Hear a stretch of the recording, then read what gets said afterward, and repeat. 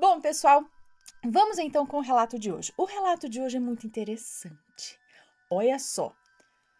Eu vou ler aqui e vocês vão entender, porque é a resposta de um outro relato, tá? É alguém que era personagem de um outro relato e agora tá vindo contar a versão dela, tá?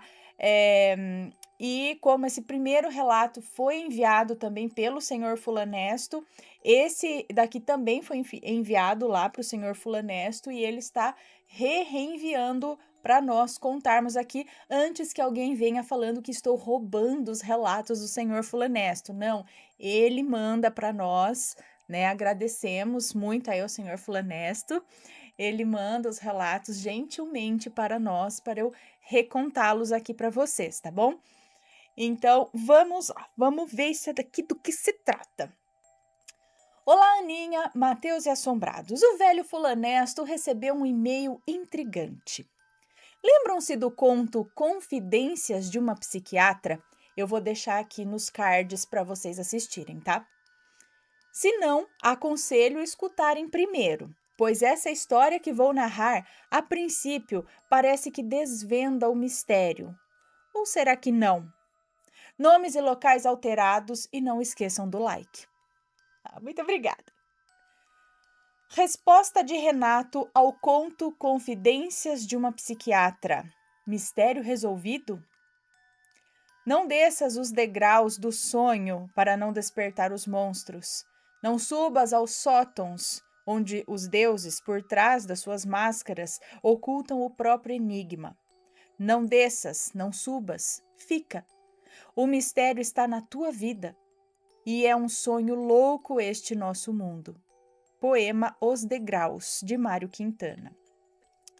Disse que um mistério é tudo quanto está além da capacidade de discernimento da mente ou apartado do conhecimento humano.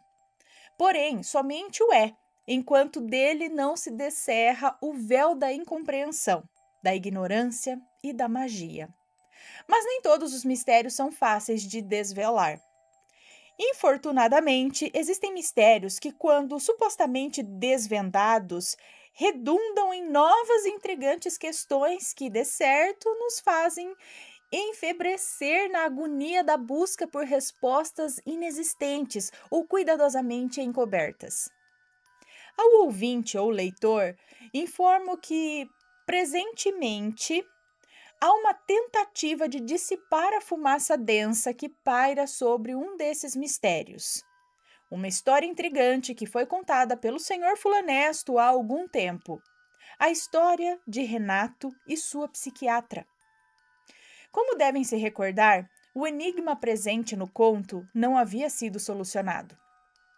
Ocorre que estava eu absorto a ler meus velhos tomos de ciências ancestrais, entre aspas, como diria Poe, quando, arrebatando-me de pensamentos lúgubres, o correio virtual trouxe-me uma carta em forma de e-mail.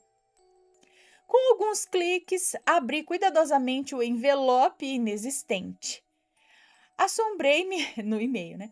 Assombrei-me ao ler tais palavras, pois acreditava e ainda acredito na narrativa da psiquiatra em 2005. Mas confesso, uma ponta de perplexidade me atingiu, tal qual uma flecha lançada do arco de Apolo. Assim, caso não conheçam o conto Confidências de uma Psiquiatra, aconselho que o escutem. Eu vou deixar nos cards para quem não conhece, veja primeiro esse conto aí, essa história, né? Um relato que foi transformado em conto aí pelo senhor Fulanesto, tá nos cards. Ele não foi no Proibidão, né? Porque se ele tiver no Proibidão é só para membro, mas eu acho que não. Vou deixar nos cards, tá? Aconselho que escutem antes de ouvir o que lhes narro agora. A carta de Renato. Prezado senhor Fulanesto, estranho esse seu nome. O meu é Fulano. Tomei a liberdade de lhe enviar esse e-mail, pois estava me sentindo inquieto e desconfortável. A razão é que, por puro acaso, deparei-me com uma história narrada em seu canal. O título é Confidências de uma Psiquiatra, e o vídeo foi postado no YouTube em outubro de 2021. Hesitei por muito tempo, mas finalmente resolvi expressar a minha indignação, pois é a história da minha vida, contada sob uma ótica totalmente equivocada e mentirosa. Para que o senhor possa entender, eu sou o Renato da história. Evidentemente, meu nome não é esse, e fiquei aliviado por não ter me identificado. O senhor diz no seu conto que os fatos que narrou os ouviu da própria médica psiquiatra. Certamente isso é verdade, pois ninguém além dela poderia saber de tantos detalhes sobre meus problemas de saúde pretéritos e de outros relacionados à minha família. Ademais, ficou bem evidente para mim quando vi a lamparina odontológica que o senhor fotografou e apresentou no minuto 21 e 44 do seu vídeo, que tudo quanto foi narrado só poderia ter sido contado pela tal médica. Não tenho dúvidas de que aquela lamparina era minha. Digo era, pois ela nunca me foi devolvida, e o motivo o senhor saberá adiante. A propósito, o nome da psiquiatra é Fulana, mas o senhor já deve saber disso. O que o senhor não sabe é que ela foi o pior pesadelo que já experimentei em minha vida. Se o senhor for um homem justo, peço que conte em seu canal a minha versão dos fatos, sem firulas e enganações. Bem diferente da história que ela contou com o senhor e seus amigos. Bem diferente da história que ela contou para o senhor e seus amigos. Quero restabelecer a verdade dos fatos, porque fui muito atormentado por essa louca. Deixo claro que não estou acusando o senhor de mentir. Tudo quanto narrou é fruto da mente desequilibrada de uma mulher doente. Ela sim mentiu e resolveu proferir suas inverdades para todos que encontrava. Então, vamos aos acontecimentos reais. Sou cirurgião dentista. Eu tenho 49 anos de idade, casado com uma mulher maravilhosa e pai de 2 lindas meninas. Em 1995, eu era solteiro, morava com meu pai, hoje falecido, e cursava o 2º ano da faculdade de odontologia. Estava sobrecarregado com os estudos e com a atividade de monitoria acadêmica, que me tomava muito tempo. Ademais, havia terminado um namoro longo com uma jovem de quem eu gostava muito. Foi doloroso demais na época. Senti o término do namoro de forma contundente. A verdade é que eu estava fragilizado com o fim do relacionamento e atordoado com tantos afazeres. Fui me tornando introspectivo. Eu não saía mais de casa e meu comportamento, segundo meu pai dizia, havia mudado a olhos vistos. As notas na faculdade despencaram, a minha vida ia de mal a pior. Meu pai me levou a um psicólogo, que após algumas consultas indicou a médica psiquiatra para dar continuidade ao meu tratamento, por entender ser o melhor para mim. Essa história de que foi meu avô quem teria me levado até o consultório da médica é pura invencionice. Meus avós, por parte de pai e de mãe, eram falecidos quando eu nasci. Eu nunca conheci nenhum deles. Aliás, em 95, minha mãe também já era falecida. Portanto, eu só tinha o meu pai. É fato que minha primeira consulta com ela se deu em 26 de maio de 95. Era uma sexta-feira, eu lembro bem, e a atendente da doutora, que aqui vou continuar chamando de Adélia, tal qual em seu conto, ela havia faltado ao serviço naquele dia. A médica estava sozinha no consultório para atender os pacientes. Fui o último a ser atendido, e ela demonstrou ser muito atenciosa. Eu diria que foi mais atenciosa do que se poderia esperar. Era uma mulher muito bonita, com seus 40 e poucos anos de idade, bastante atraente. Eu me recordo de ficar encantado com sua beleza. A consulta ocorreu normalmente, sem qualquer ocorrência extraordinária ou importante, a não ser pelo fato de a sessão ter durado mais de 3 horas.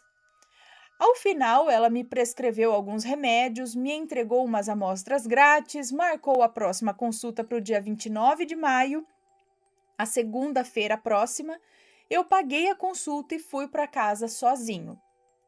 Como o senhor pôde constatar, eu não estava acompanhado de meu avô e também não morri em 26 de maio de 95.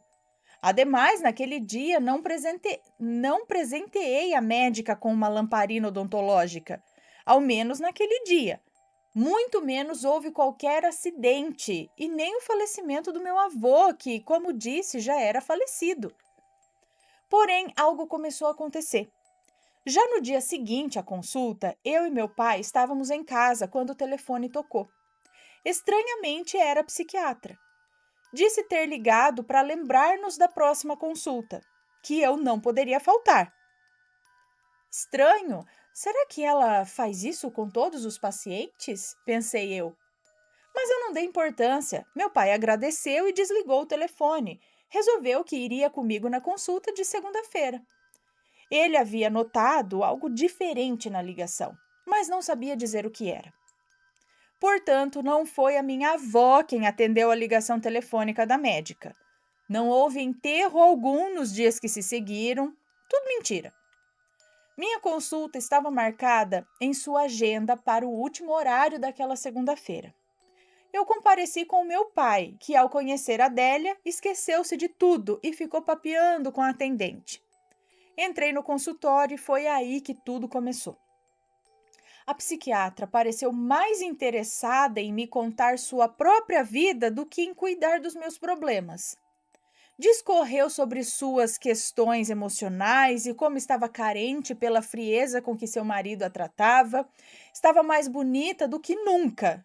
Sim, ela estava extremamente sexy e insinuante. Era a fórmula perfeita.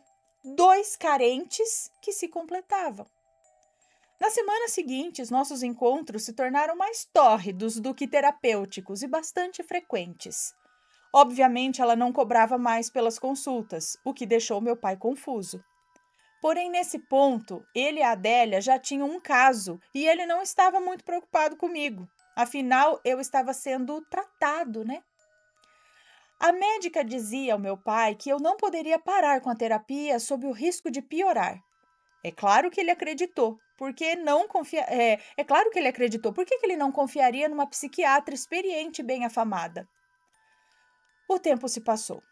Ela me enchia de carinhos e presentes. Quanto a mim, eu a amei de verdade. Nos apaixonamos e, como o senhor pode imaginar, nosso relacionamento estreitou-se ao ponto de nos encontrarmos quase que diariamente em seu consultório, com exceção dos finais de semana. Durante quase 4 anos, eu lá compareci, sempre no último horário das consultas, e é claro que Adélia percebeu o nosso envolvimento. O caso entre Adélia e meu pai durou pouco, e ele não me acompanhava mais nas sessões. Entretanto, um fato me aborrecia demais. A médica se recusava a romper com seu marido, e isso foi me deixando cada vez mais irritado. Eu estava incomodado por nos vermos apenas em seu consultório e nunca podermos assumir o que sentíamos um pelo outro. Após vários anos de romance, paixão e discussões acaloradas, eu havia chegado no meu limite.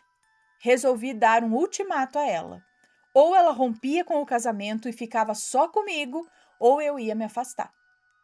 Mas ela nunca teve a intenção de terminar seu casamento.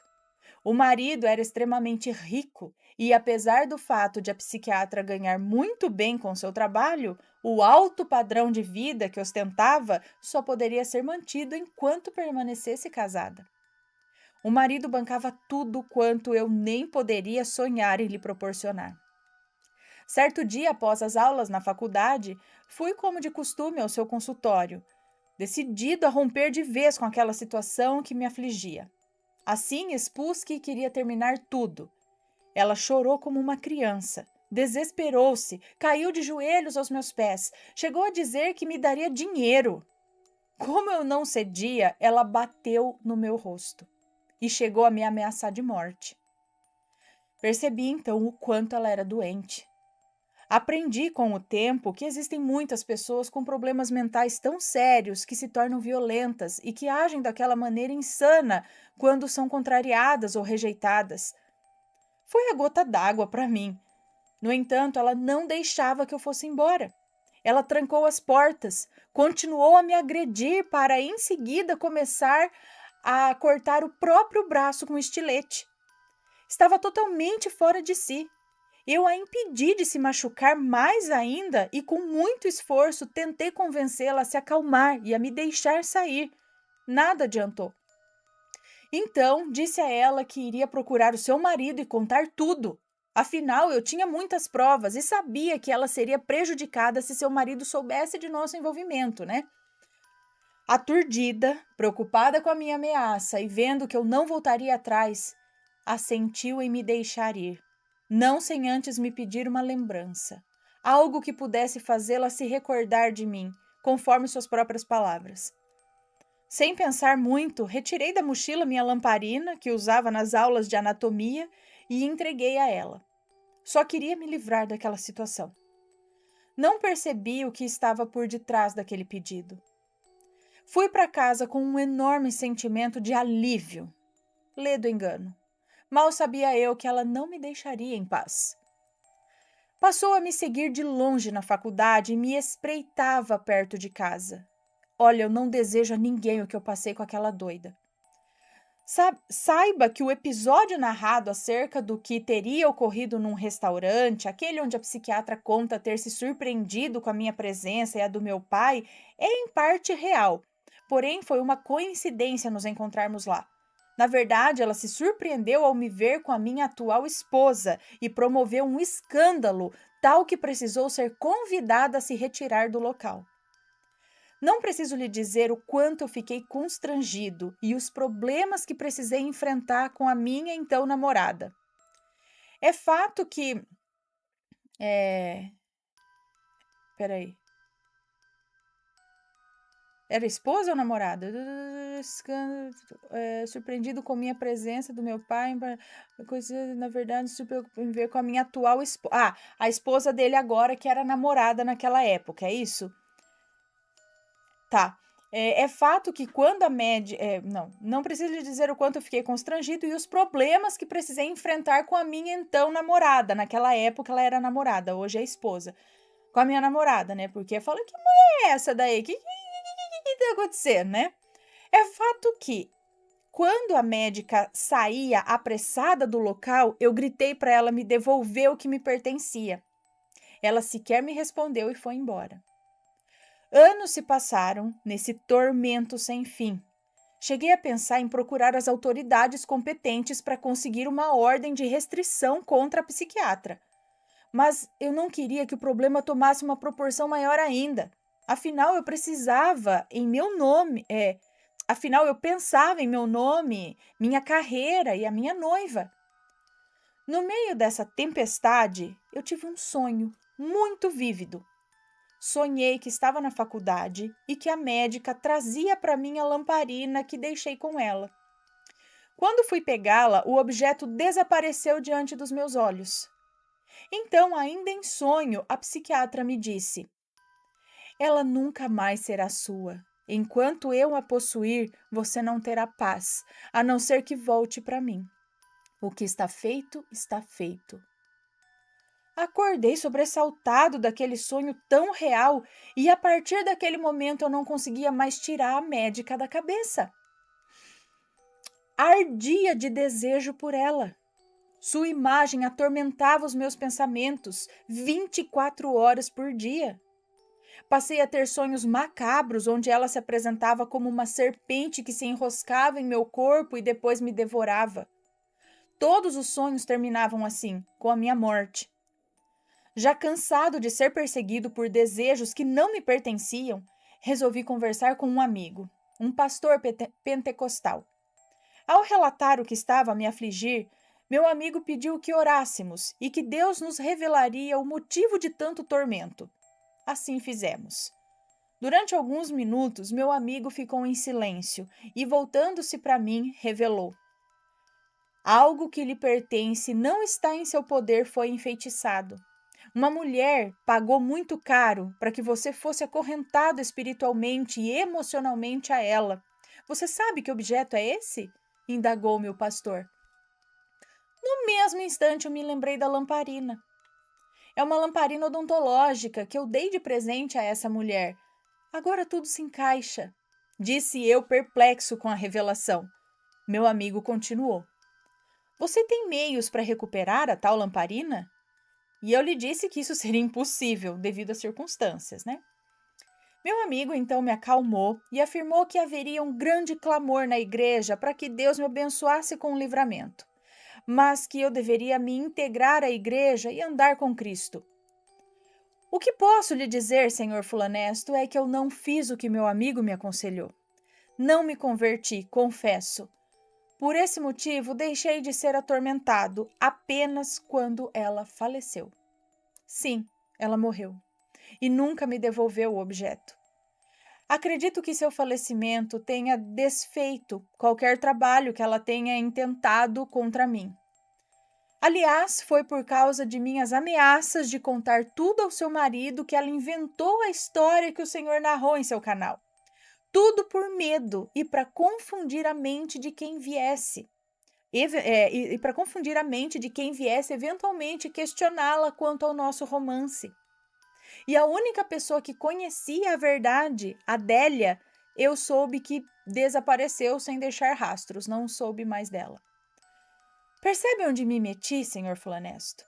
Hoje vivo feliz e não sou mais atormentado. Espero que a minha história ponha um ponto final às mentiras que ela contou ao senhor e a tantos outros. Espero também que acredite em mim, tanto quanto acreditou nela. Cordialmente, Renato. Agora acho que é o senhor Fulanesto de novo. Ana e assombrados, deixo para vocês a árdua tarefa de decidir qual é a versão verdadeira. Confesso que depois de ler a história de Renato, ainda acredito na narrativa da psiquiatra. Principalmente pelo fato de que o e-mail que recebi originou-se de um serviço de mensagens temporárias, não sendo possível sequer responder ao mesmo. Teria sido enviado por alguém que, utilizando minha narrativa anterior, criou uma história paralela? Tenho minhas dúvidas. E vocês, o que acham? Um abraço a todos. Eu não acho nada, gente. Eu não acho nada, eu não sei. Sei lá, não duvido de nada. Não duvido de nada, né? Não duvido nem que isso daqui seja real, nem que isso não seja real, entendeu? Eu prefiro não opinar. A outra história da psiquiatra também é interessante, é muito assim, até que a gente ficou pensando em relação à dimensão paralela, ou se ela tinha tido algum apagão, alguma coisa assim, eu lembro disso na história. Agora, o que acontece é que o senhor Fulanesto conheceu essa mulher, eu não. Então, eu não posso falar nada, não sei quem é, eu só estou escutando a história. Agora, para ele dizer que acredita nela, talvez ele conhecesse melhor, né? E afinal, o Renato, aqui o fulano, não sei, ele pode ter enviado o que eu também compreendo por esse e-mail que é temporário, para ter a segurança de não ser identificado, né? E a pessoa não quer nem um pouquinho uma chance de ser identificado, ou talvez de ser importunado mais com essa história. Tipo, ele só quis jogar a história e pronto, acabou. Não quero que venham atrás de mim, não quero que possam saber quem sou eu, entendeu? Então, pode ser por isso, para guardar o anonimato dele. E eu compreendo isso. Agora, não sei, né? Também como que a gente vai garantir se não é alguém que pegou a história e criou uma outra em si? Também não sei, gente. E aí, o que vocês acham? As duas histórias são tipo, uou! E aí, então, ele está aqui no dia de Maledite porque para ele essa psiquiatra foi uma maledite na vida dele, embora ele não tenha usado o termo maledite, né? Mas ela foi uma maledite na vida dele, ela fez um trabalho para prender ele, né? Na lamparina. E veio os sonhos e tudo mais, e o pastor também viu isso. Enfim, deixem suas opiniões com respeito, por favor. Espero que tenham gostado. Passem no canal do Senhor Fulanesto também, tá? Ele tem um canal, tá? Contos Assombrados aí do Senhor Fulanesto. Tem o canal do Senhor Fulanesto. Vai lá, dá uma força também, se inscreve, assiste lá os contos e a gente se vê num próximo relato, ok? Beijos e fui!